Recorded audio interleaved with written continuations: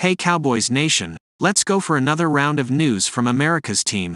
Watch until the end so you don't miss any news and sign up to stay tuned for everything that comes out about the Cowboys. With strong closing argument, Cowboys CeeDee Lamb secures All-Pro spot. The Dallas Cowboys haven't had a receiver selected as a first-team All-Pro since Dez Bryant in 2014. But the latest member of the 88 Club is about to change that. "It's a surreal moment for me," said Lamb after his spectacular New Year's Eve weekend. "We're looking forward to keeping it going." What is the it? The Cowboys still have plenty to play for in Week 18 against the Washington Commanders as they try to secure both the NFC East title and number 2 seed in the NFC. But Lamb made his closing argument to be an All-Pro in front of a national audience Saturday evening against the Detroit Lions, and it's one that Perry Mason would have been proud of. Highlighted by a 92-yard touchdown reception from quarterback Dak Prescott, one of the most exciting plays of the NFL season, Lamb put together a monster performance in a 20-19 win over the Lions in Week 17. Lamb finished the night with 13 catches for 227 yards and a touchdown. With Michael Irvin, another all-time great number 88 in attendance, Lamb set new Cowboys single-season records for catches, 122, and receiving yards, 1,651. Lamb leads the NFL in catches, with 10 more than Tyreek Hill of the Miami Dolphins. He's second only to Hill in receiving yards. The race for the third and final All-Pro spot at receiver may come down to Week 18, with A.J. Brown of the Philadelphia Eagles, Puka Nacua of the Los Angeles Rams and Amon-Ra St. Brown of the Lions among those still in the race. But the first two spots have been secured. Hill is likely going to fall short of setting a new single-season receiving record, but with 1,717 receiving yards and 12 touchdowns, the future Hall of Famer is going to be a first-team All-Pro for the 5th time in his career. He may also win Offensive Player of the Year. Lamb has locked himself into one of the 3 spots as well. Lamb was a second-team All-Pro a year ago, but he's going to be a first-team pick in 2023. Unless he replicates his Week 17 performance against the Commanders Sunday afternoon, Lamb probably won't win the Offensive Player of the Year, but he's certain to finish in the top 5. With one first-team All-Pro selection, Lamb will have as many as both Bryant and Irvin finished their careers with, believe it or not. Bryant, as previously noted, was a first-team All-Pro in 2014.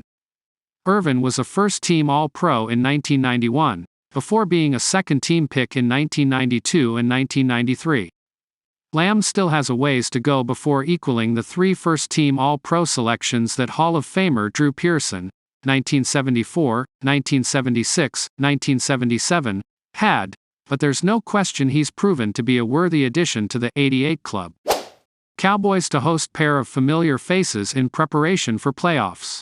In preparation for the postseason, the Cowboys are bringing in a pair of familiar faces.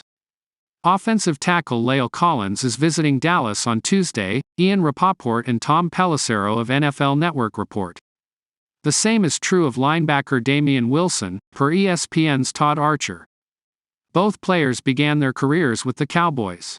Collins logged 71 starts across 6 seasons in Dallas, most of which came at right tackle.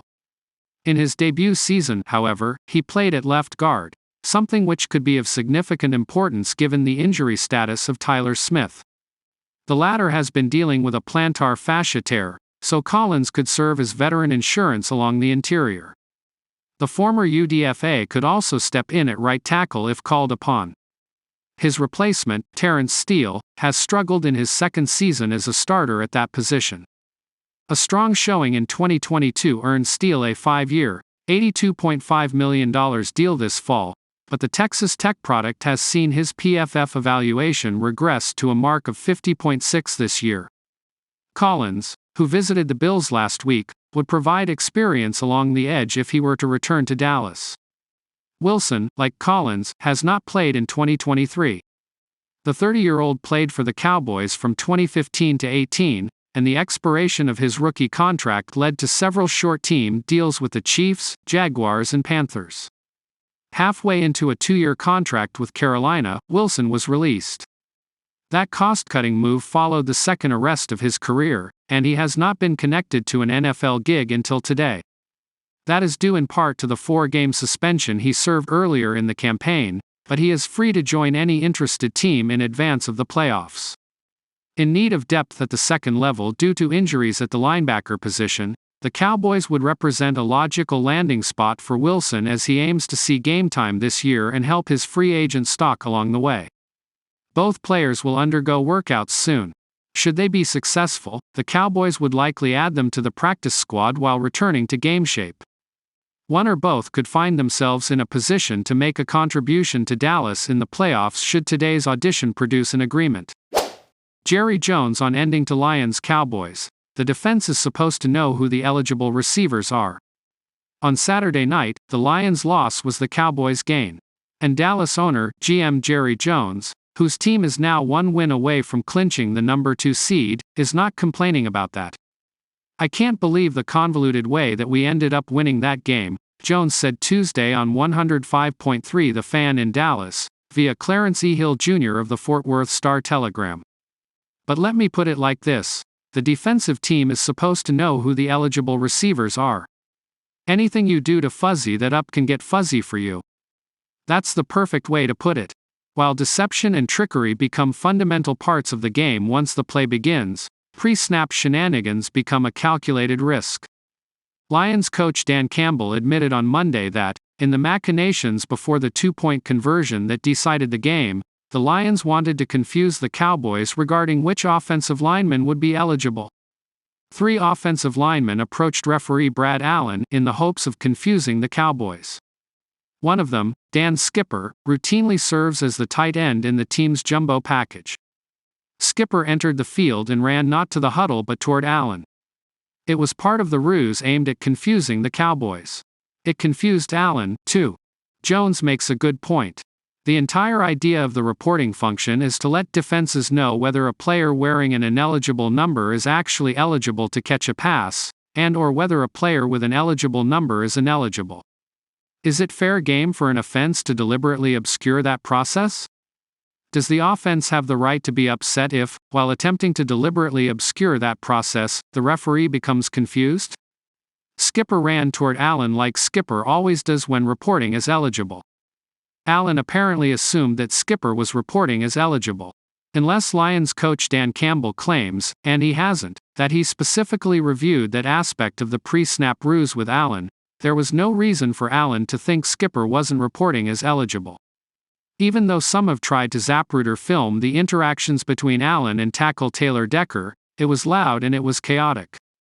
Skipper approached Allen in the same way Skipper would approach Allen if Skipper were reporting as eligible. Decker approached Allen with Penei Sewell standing next to him. It was deception. It was gamesmanship. It was a shell game. The Lions tried to fuzzy it up, as Jones said. It ultimately got fuzzy for the Lions, as Jones said. It would be nice to hear Campbell explain it that way. However, the aftermath of Saturday night's defeat can provide his team, and its fans, with extra determination. The team believes it got screwed. The fans believe the team got screwed. There's real power in that perception. For football teams, some motivation comes naturally. Some motivation is fabricated. In this case, the Lions are attempting, consciously or not, to seize on the outcome of Saturday night's game to create a natural kick in the pants that will help the Lions be better prepared to bite some kneecaps in the postseason. Especially if, when they go back to Dallas. It's not that much different, frankly, than what the Lions were trying to do before the fateful 2-point play. They wanted to confuse the Cowboys' defense as to who was eligible. Now, they want to confuse everyone else as to who was responsible for the failure of the play to work. And that's fine. If it gives the team the extra motivation it needs to propel them to their first playoff win since 1991, it will have worked.